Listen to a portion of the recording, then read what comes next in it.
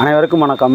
இன்றைக்கான வீடியோவில் நாம் எதை பற்றி தெரிஞ்சுக்க போகிறோம் அப்படின்னா, இந்த வண்டியில் பார்த்தீங்கன்னா ஒரு கம்ப்ளைண்ட்டு, அதாவது சென்சார் கம்ப்ளைண்ட் இருக்குது. இதை ஸ்கேன் பண்ணி எல்லாமே சரி பண்ண பிறகும் செக் இன்ஜின் லைட்டு எரிஞ்சிக்கிட்டே இருக்குது.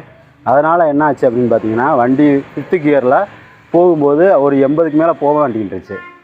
சரின்ட்டு எல்லாம் மால் ஃபங்க்ஷன் எல்லாமே கிளியர் பண்ணியாச்சு. இருந்தாலும் செக் இன்ஜின் லைட் மட்டும் எரிஞ்சிக்கிட்டே இருந்துச்சு. சரி, அதனால் நம்ம இப்போ என்ன பண்ணுறோம் அப்படின்னா, எல்லா சென்சாரோட அடாப்டரையும் கலட்டி க்ளீன் பண்ணிவிட்டு திரும்பி ஃபிட் பண்ண போகிறோம். அதுக்கப்புறம் இது சரியாகுதா அப்படிங்கிறத பார்க்கலாம். இப்போ ஃபஸ்ட்டு என்ன செய்ய போகிறோம் அப்படின்னா, பேட்ரி வயரை கழட்ட போகிறோம். இப்போ இந்த 2 வயரையுமே பேட்ரி வயர் 2யுமே கழட்டியாச்சு. இதுதான் ரஸ்ட் ஃப்ரீ. இந்த ரஸ்ட் ஃப்ரீயை யூஸ் பண்ணி தான் நம்ம எல்லா சென்சாரோட கப்ளரையும் க்ளீன் பண்ண போகிறோம். இது ஒரு 80 ரூபா தான் இருக்கும். இதுவே போதும். எதுக்காக இந்த மாதிரி பண்ணணும் அப்படின்னு கேட்டிங்கன்னா, அந்த கப்ளருக்கும் அந்த பின்னுக்கும் இடையில ரஸ்ட்டு ஃபார்ம் ஆகிருக்கும். இந்த மாதிரி ரஸ்ட்டு ஃபார்ம் ஆகிருந்துச்சுன்னா சரியாக காண்டாக்ட் இருக்காது. அதனால் சிக்னல் கிடைக்கிறதுல கொஞ்சம் ப்ராப்ளம் இருக்கும். அதை நம்ம இந்த ரஸ்ட்டு ஃப்ரீ வச்சு அடித்து க்ளீன் பண்ணோம்னா நல்லா காண்டாக்ட் இருக்கும். அப்போது உங்களுக்கு சிக்னல் வந்து நல்லா கிளியராக கிடைக்கும். இவ்வளோதான் விஷயம். அதுக்காக தான் நம்ம இதை பண்ணுறோம். இதுதான் ECM போர்டு, ECU அப்படின்னு சொல்லுவாங்க, எலக்ட்ரானிக் கண்ட்ரோல் யூனிட் அப்படின்னு சொல்லுவாங்க. இதை இந்த கிளிப்பை அமுக்கிட்டு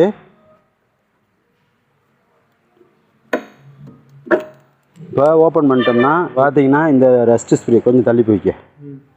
இந்த ரஸ்ட்டு ஃப்ரீயை ஃபுல்லாகவே எல்லா பின்னலையுமே அடிக்கிறோம். அதே மாதிரி இதுலேயும் அடிக்கிறோம்.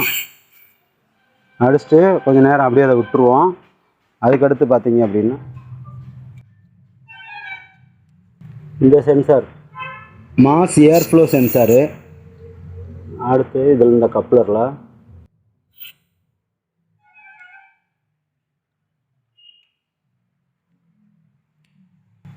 அதுக்கடுத்து பார்த்தீங்கன்னா EGR. இந்த EGR இது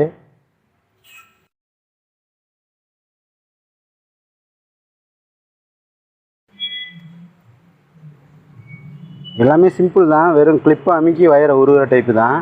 இது வந்து மெனிஃபோல்டு அப்சல்யூட் ப்ரெஷர் சென்சாரு, அதாவது மாப் சென்சார் அப்படின்னு சொல்லுவோம். அதுக்கு வரக்கூடிய கப்ளர் இது.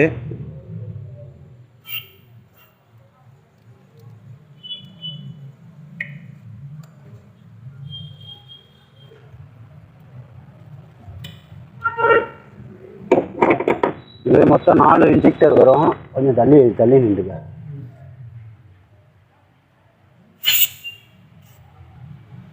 இந்த மாதிரி 4 இன்ஜெக்டர்லையுமே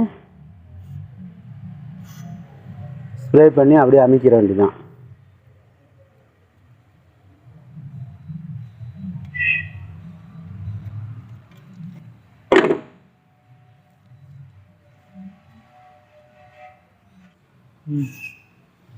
இப்போ பார்த்தீங்கன்னா, இந்த கப்ளரை வந்து நம்ம தப்பாக மாட்ட முடியாது. இப்படி திருப்பியோ இப்படியோ மாட்ட முடியாது.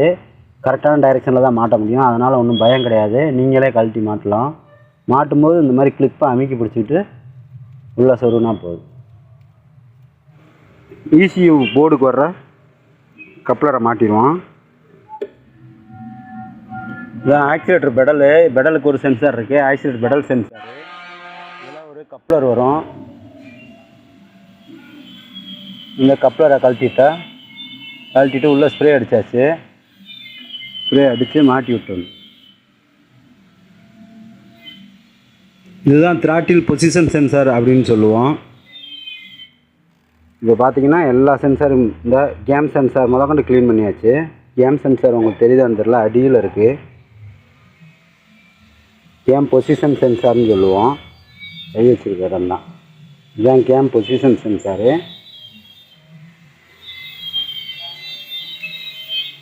அதுக்கப்புறமா இந்த பம்பில் வர்ற ஃபியூல் டெம்பரேச்சர் சென்சார்களை எல்லாத்தையுமே கழட்டி நம்ம ஸ்ப்ரே அடித்தாச்சு.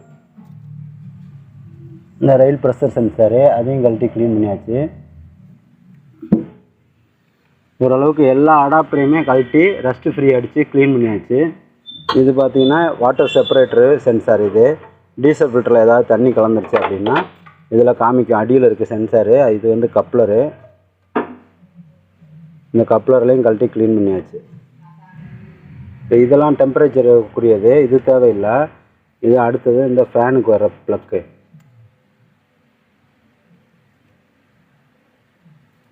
இது ஃபேன் ப்ளக்கு.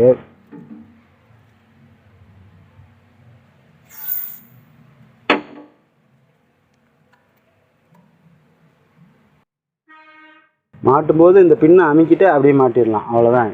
சிம்பிள், ஒன்றும் கஷ்டம் கிடையாது. இந்த ஏர் ஃபில்டர் இன்லெட் சென்சார் எவ்வளோ ஏர் உள்ளே போகுது அப்படிங்கிறத பார்க்கலாம். இங்கே ஒரு இது இருக்கும், அது உடஞ்சிருக்கு. இது சென்சார் கிடையாது. ஏர் ஃபில்டர் அடப்பு இருந்துச்சுன்னா இதில் ஒரு ரெட் கலர் காமிக்கும். அப்போ ஏர் ஃபில்டர் ரொம்ப டஸ்ட்டாக இருந்துச்சுன்னா நம்ம அதை கழட்டி க்ளீன் பண்ணணும் அப்படின்னு சிக்னல் பண்ணுறதுக்காக இந்த இடத்துல ஒரு ரெட் மார்க் வரும். அப்போ ரெட் மார்க் வந்துச்சுன்னா ஏர் ஃபில்டர் ஓவர் டஸ்ட்டாக இருக்குது அப்படின்னு நம்ம கழட்டி க்ளீன் பண்ணணும். இது போக உள்ள வண்டிக்கடியில் ஃப்ளைவில் சென்சாரோட கப்ளரை கழட்டி ரஸ்ட்டு ஃப்ரீ அடித்து மாட்டியாச்சு. இப்போ ஓரளவுக்கு நம்ம எல்லா சென்சாரையுமே கழட்டி க்ளீன் பண்ணியாச்சு கப்ளரை. இப்போ அடுத்ததாக பேட்டரியை மாட்டிடுவோம். பேட்டரியை மாட்டி வண்டியை ஸ்டார்ட் பண்ணி ஓட்டி பார்ப்போம் கம்ப்ளைண்ட் இருக்கா இல்லையான்னு. பேட்டரிக்குமே நம்ம இதை அடிச்சுக்குவோம். பேட்டரி வயர்லையுமே நம்ம ஃபஸ்ட்டு இந்த லைட்டு அமரவே அமராது, எரிஞ்சிக்கிட்டே இருக்கும். ரெண்டாவது வண்டியை ஸ்டார்ட் பண்ணாலும் இந்த லைட் அமர்ந்து எரிஞ்சிக்கிட்டே இருக்கும். மித்தபடி இந்த mall function light, sensor signal light இது எல்லாமே ஆஃப் ஆயிடுச்சு.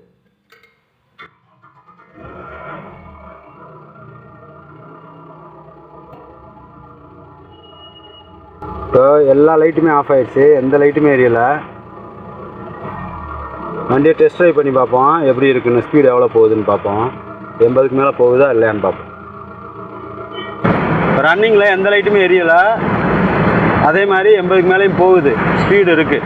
சிக்னல் ஃபால்ட்டு தான், அதாவது கான்டாக்ட் மிஸ்டேக் தான். இந்த கப்ளர்லாம் கழட்டி எதுக்காக க்ளீன் பண்ணணும் அப்படின்னு கேட்டிங்கன்னா, அதில் வர சிக்னல் வந்து டிரான்ஸ்மிட் ஆகாமல் விட்டு விட்டு கரண்ட்டு கிடைக்கும். இப்போ கப்ளரில் பார்த்தீங்கன்னா ரஸ்ட்டு ஃபார்ம் ஆகி கான்டாக்ட் சரியாக இருக்காது. அப்படி சரியாக கான்டாக்ட் இல்லாமல் இருந்துச்சுன்னா இந்த ரஸ்ட்டு ஃப்ரீயை நம்ம யூஸ் பண்ணி அந்த கப்ளர்லையும் அந்த ஜாயின்லையும் யூஸ் பண்ணோம் அப்படின்னோம்னா உங்களுக்கு சரியான கான்டாக்ட் கிடைக்கும். அப்போ சிக்னல் வந்து சென்சார்லேருந்து சிக்னல் அவுட்புட்டு இசிஎம் போர்டுக்கு கரெக்டாக கிடைக்கும். அப்போ உங்களுக்கு மால் ஃபங்க்ஷனல் எதுவுமே வராது. அதுக்காக தான் நம்ம இந்த வேலையை பார்க்குறோம். இது ஒரு சின்ன சாதாரண விஷயந்தான், ஒன்றும் பயப்பட வேண்டியதில்லை. நம்மளே வந்து பேட்டரி வேரை கழட்டிட்டு இருக்கிற எல்லா கப்ளர்லையுமே எடுத்து விட்டு இந்த ஸ்ப்ரேவை அடித்தாலே போதும். இது இந்த வண்டிக்கு மட்டும் கிடையாது, நம்ம சென்சார் வண்டி எல்லா வண்டிகளுக்குமே இதே ஃபார்முலாவாக கடைப்பிடிக்கலாம். இந்த வீடியோ உங்களுக்கு பிடிச்சிருந்துச்சுன்னா நம்ம தமிழ் மெக்கானிக் சேனலை சப்ஸ்கிரைப் பண்ணிக்கோங்க, லைக் பண்ணுங்கள். மித்தவங்களும் பார்த்து பயனை அடையட்டும் அப்படின்னு நினச்சிங்கன்னா ஷேர் பண்ணுங்கள். நன்றி, வணக்கம்.